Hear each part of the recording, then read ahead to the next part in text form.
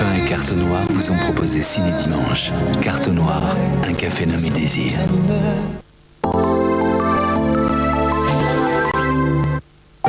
Imaginez un disque avec les 30 plus belles chansons d'Elton John. It's a little bit funny, and it seems to me you lived your life like a candle in the wind. It's no sacrifice.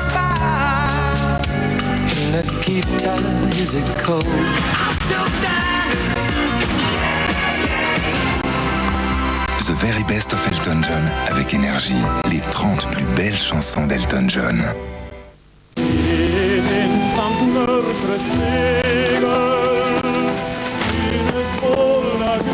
mois plus tard, Bud Taylor a été intercepté au volant de la voiture de sport qui venait de s'offrir. Peter Snow s'est fait arrêter juste après s'être acheté une somptueuse limousine. Quant au troisième, il court toujours. La X est la voiture de ceux qui ne mettent pas tout leur argent dans leur voiture. Vous n'imaginez pas tout ce que Citroën peut faire pour vous. Rien ne saurait perturber ce moment privilégié, cette exquise tradition venue d'Angleterre. After Eight, de fines feuilles de chocolat noir fourrées de savoureuses menthes fondantes.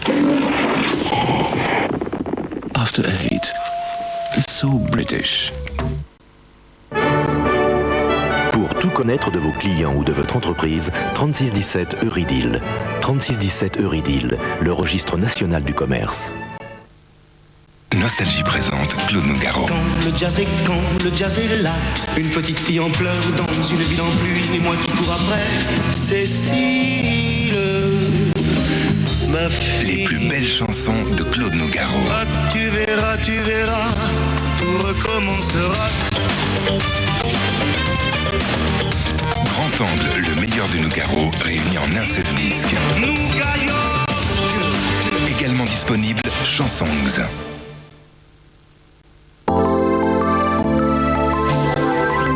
Dans l'affaire de la disparition de la petite Carole, les enquêteurs et la famille espèrent qu'un témoin se manifestera le plus tôt possible.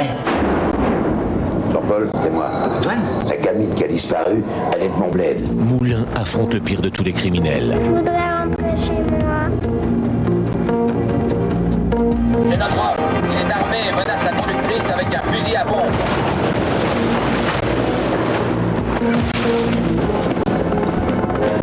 Qu'est-ce que t'as fait, la gamine?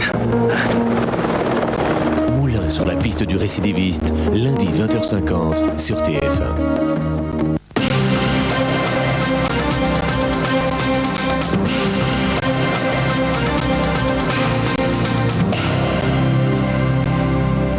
Bonsoir. Un policier grièvement blessé par des décharges de chevrotine, 4 CRS plus légèrement touchés.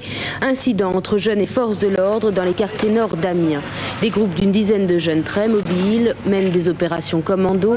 Ils ont érigé des barrages, s'en prennent aux voitures et aux bureaux de la police municipale.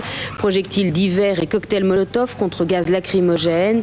Les jeunes sont pour la plupart issus de la communauté harkie, une communauté exaspérée depuis quelques mois par un crime dont ils s'estiment que le caractère raciste n'a pas été reconnu et par une gerbe déposée le 11 novembre au pied d'un monument aux morts et retirée, semble-t-il, par les autorités. La Suède sera européenne le 1er janvier 1995. Le oui l'a emporté au référendum sur l'adhésion. Une courte victoire, 52,2%, mais une victoire quand même. Le Premier ministre et l'ensemble de la classe politique, financière et syndicale suédoise ont immédiatement dit leur satisfaction. Lise Romboudoul. Les Suédois ont dit oui à l'entrée dans l'Union européenne. Une victoire certes étriquée avec une faible majorité de 52% de oui, mais une victoire quand même pour les politiques de tous bords unis pour la cause. Ils se sont mobilisés plus que jamais pour défendre les paragraphes du traité de Maastricht dans tous ses détails. Le Premier ministre Ingvar Carlsson s'est battu jusqu'au dernier moment. Pour lui, il n'y a pas d'ambiguïté. En disant oui, la Suède participera directement au développement de l'Europe et en récoltera les fruits. Une explication qui, il est vrai, n'avait pas séduit les partisans du non, pour qui l'entrée dans l'Europe des 12 signifie la fin du fameux modèle social suédois. Les avocats du oui, grâce aux encouragements des médias, ont donc convaincu les plus sceptiques qu'il était préférable de devenir membre que de rester en dehors. Outre la Suède, la Finlande et l'Autriche se sont-elles déjà prononcées par référendum pour leur adhésion. La Norvège se prononcera dans 2 semaines. Et Jacques Delors salue ce oui suédois en agitant, vous allez le voir, le drapeau suédois. Le président de la Commission européenne a regretté que son mandat s'achève au moment où la Suède entre dans l'Union européenne. Il estime content que le modèle nordique de société va infléchir les options économiques et sociales de l'Union européenne. Autre motif de satisfaction pour Jacques Delors, la politique française et les soutiens qu'il reçoit maintenant des éléphants du PS. Aujourd'hui, c'était au tour de Pierre Mauroy et de Michel Rocard qui a fait sur le plateau de 7 sur 7 l'inventaire de leurs points communs. Nous avons en commun une vision de l'intégrité en politique, de l'élégance même en politique, et une vision de l'esprit de responsabilité, de la modération et du respect de l'autre en démocratie, en même temps que l'intransigeance du combat pour la justice sociale, complétée d'une vision européenne tous les deux. Comment voulez-vous que nous ne nous battions pas ensemble? Je crois qu'une décision comme celle-là, bien entendu qu'elle est d'abord sa décision à lui, mais que finalement, quand des forces se mettent en place autour de vous, quand finalement vous répondez exactement à la situation donnée, quand il n'y a que vous qui pouvez apporter la victoire finalement à des hommes et des femmes qui ont tellement été désespérés par leur défaite de 93, qui espèrent tellement naturellement pouvoir connaître un nouveau succès, et quand il y a une grande espérance collective et que finalement il y a un choix collectif, comment faire de ne pas accepter ce choix du destin? Situation toujours bloquée chez Alstom, la direction avait décidé de mettre un terme à la grève qui paralyse depuis 11 jours les sites de Belfort et de Bourgogne. Mais les négociations ont échoué, l'intersyndicale a rejeté les propositions. La direction refuse le principe d'une augmentation généralisée. Drame sur l'île de la Réunion où un homme connu pour mener une vie tranquille et aisée a tué 7 personnes, dont 3 enfants, en un quart d'heure avant de se suicider. Il aurait été pris de folie meurtrière après une dispute familiale. Frédéric Delpech. Le drame s'est déroulé en début d'après-midi à Sainte-Marie de la Réunion. Germain Nabeneza, un transporteur de 45 ans, se trouvait avec sa femme et ses enfants à son domicile. À la suite d'une dispute familiale, il aurait été pris d'une folie meurtrière. S'emparant d'un fusil à pompe, il a d'abord tiré sur son frère, puis sa nièce et son neveu, qu'il a poursuivi jusque dans la rue. Un spectateur du drame, qui se trouvait au volant de sa voiture, a lui aussi été abattu, ainsi que sa passagère. Le forcené est ensuite retourné chez lui, a pris des munitions, s'est rendu chez son voisin, faisant feu sur toute la famille, puis l'homme s'est donné la mort. Personne ne s'explique ce drame, mais selon certains témoins, Germain Nabeneza était très perturbé par la mort de son autre frère, tué il y a quelques mois pour, semble-t-il, une histoire d'argent. Dans sa folie meurtrière, le forcené a tué 7 personnes, dont 3 enfants, et en a blessé 2 autres grièvement. Les 3 pirates de l'air algérien qui ont détourné un Fokker d'Air Algérie sur Palma de Majorque ont fini par libérer leurs otages, sains et saufs. Ils se sont rendus à la sécurité espagnole. Marc Berdugo. Ils sont libres après une journée d'angoisse à bord d'un petit avion d'Air Algérie. 38 passagers, 4 membres d'équipage pris en otage ce matin sur un vol intérieur de la compagnie algérienne. Un vol qui aurait dû les conduire à Ouargla, au sud d'Alger. Ils iront à Palma de Majorque. 3 hommes armés de couteaux et menaçant de faire exploser l'avion ont pris l'appareil en otage. Ils demandent la libération des prisonniers politiques et la reprise du processus électoral en Algérie. Ils demandent aussi l'asile politique à l'Espagne. L'attente sur le tarmac, vers 15h, 4 passagers sont libérés. À 18h, un des pirates de l'air descend de l'avion pour négocier directement avec les autorités espagnoles. Les négociations dans la tour de contrôle tournent vite court. En fait d'explosifs, les 3 jeunes pirates n'ont qu'une valise avec à l'intérieur un moulin à café. Ils se rendent sans condition. Tous les otages sont libérés. Les autorités espagnoles étudient maintenant la demande d'asile politique faite par les 3 jeunes Algériens. En Bosnie, les Serbes auraient repris 40% du territoire gagné ces dernières semaines par l'armée gouvernementale bosniaque dans la poche de Bihac. Regain de tension aussi à Sarajevo, où les casques bleus français ont répliqué aux tirs serbes sur l'hôtel Holiday Inn. Le point avec Frédéric Delpech. C'est en fin d'après-midi que l'hôtel Holiday Inn, qui abrite les organisations humanitaires et la presse internationale, a été la cible de tirs de roquettes. Conséquence immédiate, le feu s'est déclaré dans les étages inférieurs et de nombreuses vitres ont été brisées. Parallèlement à cette attaque à la roquette, des tirs nourris de mitrailleuses provenant de snipers ont légèrement blessé un pompier des forces de l'ONU. Les casques bleus français ont aussitôt répliqué en tirant au canon de 20 mm en direction des lignes serbes, d'où provenaient, semble-t-il, les tirs. Ce regain de tension à Sarajevo intervient alors que dans la poche de Bihac, les forces musulmanes sont en mauvaise posture face à la contre-offensive des Serbes. Ces derniers sont à présent près de 20 000 et tentent sur 3 fronts de reprendre les territoires conquis par les Bosniaques. Ils ont reçu le renfort des Serbes de Croatie, ce que vient de condamner le Conseil de sécurité de l'ONU. Le Conseil qui demande aux Serbes de Croatie de s'abstenir de tout acte hostile contre la poche musulmane de Bihac. L'ONU pourrait prendre dans les prochains jours des mesures pour stabiliser la situation dans cette zone de Bosnie. Formule 1, la fin de saison et le premier titre de champion du monde pour Michael Schumacher. Un point seulement le séparait de son rival Damon Hill avant le dernier Grand Prix à Adélaïde. Les deux hommes, victimes d'un accrochage, ont abandonné. Nigel Mansell remporte l'épreuve et offre du même coup le titre mondial des constructeurs à Renault. Résumé Christophe Moulin. Le suspense n'aura duré que 36 tours. Michael Schumacher quitte sa trajectoire, touche le mur mais parvient à reprendre la piste. Derrière lui, Damon Hill tente de le passer par l'intérieur mais les deux voitures s'accrochent. Hill peut repartir, il pense simplement avoir une roue crevée. Au stand, les mécaniciens constatent que la suspension est touchée. C'est l'abandon pour le pilote britannique. Déception, le titre était à sa portée. Je ne dois pas penser trop longtemps à ce qui s'est passé. J'ai fait une bonne course, une belle saison. Avec Renault et Williams, nous reviendrons l'année prochaine. Chez Benetton, laisse éclater sa joie. Michael Schumacher est champion du monde. Ça a été une saison très chaude. Je ne me rappelle pas qu'un championnat était aussi disputé. Je suis vraiment content d'avoir gagné. C'est incroyable.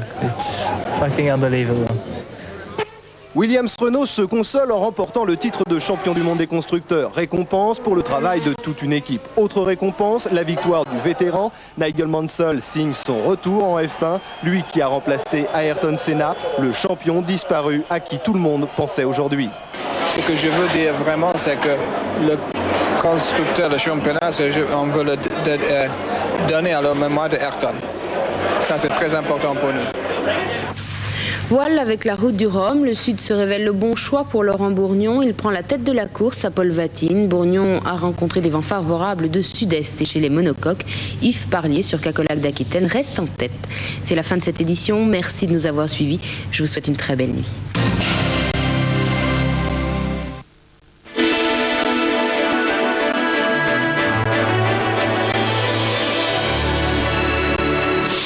Retrouvez la météo avec les hypermarchés géants. Bonsoir. Demain, il pleuvra au nord, il fera beau au sud. Quant à la semaine prochaine, elle sera entre deux eaux, avec surtout une forte chute des températures en fin de période. Voilà. Je pourrais m'arrêter là, mais je vais quand même vous donner les détails. Regardez l'animation du satellite. Alors, il y a une perturbation qui est arrivée, comme prévu par Météo France, aujourd'hui sur l'ouest, avec très peu de pluie. Mais le front chaud, demain, devrait se rabattre sur la moitié nord. Et puis le front froid qui est là arrivera mardi. Et ensuite, il y a une perturbation qu'on ne voit pas sur cette image parce qu'elle est trop loin, qui abordera le pays jeudi.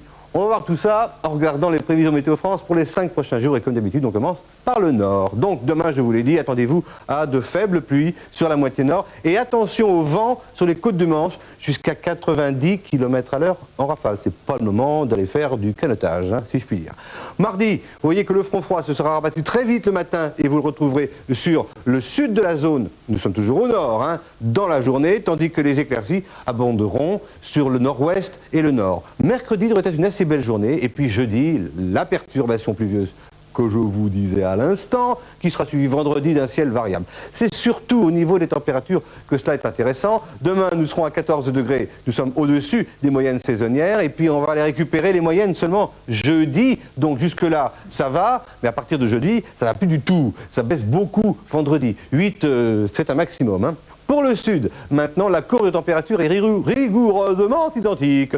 16, 17, 15, 15, jusque-là, c'est correct. Mais alors, 11 degrés pour le sud, ce n'est pas cher payé vendredi. On se rapprochera pour le sud des moyennes saisonnières. Alors, question ciel. Demain, ce sera beau près de la Méditerranée et ce ne sera pas trop mauvais sur le reste de la moitié sud. Pour mardi, la perturbation sera sur le nord de la zone, tandis qu'il continuera à faire beau autour de la Grande Bleue. Mercredi devrait être une assez belle journée, mais attention au Mistral et à la tramontane qui devrait souffler assez fort autour du golfe du Lion mercredi donc. Et puis alors, le reste de la semaine, ce sera comme pour le nord. La pluie jeudi et les averses vendredi, c'est-à-dire retour du soleil, mais des températures, je vous le répète, nettement plus fraîches.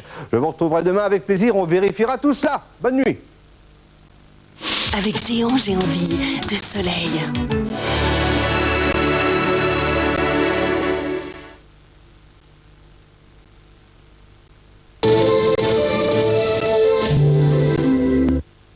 Cette année, la Golf a 20 ans.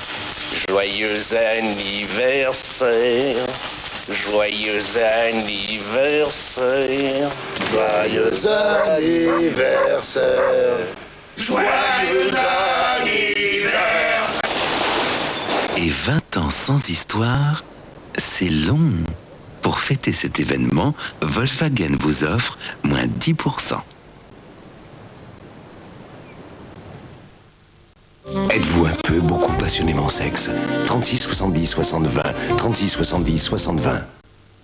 Regardez-la bien, elle s'appelle Irène. Comme tout le monde, elle a un mari. Arrête de lire ce journal de fascistes. Un fils. Mais elle l'a appelé Léon. Enfin, tout irait pour le mieux si elle était communiste. C'est couvrait Josiane Balasco dans Tout le monde n'a pas eu la chance d'avoir des parents communistes, une cassette vidéo pour tous ceux qui en ont rêvé.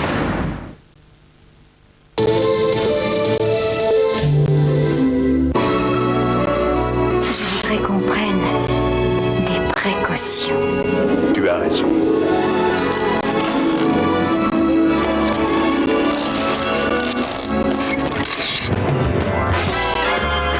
Y a-t-il un flic pour sauver la reine? Mardi 20h50 sur TF1.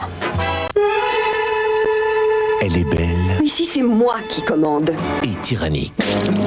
Fermez-la. Elle est très riche. Elle va mourir assassinée. Elle le méritait. C'était une véritable garce, tout le monde vous le dira. Ils avaient tous une raison de la tuer. Comment démasquer le coupable? Je ne sais pas. Et à qui profite le crime? Et je ne sais pas non plus. Un cas épineux pour Perry Mason, lundi 22h50 sur TF1.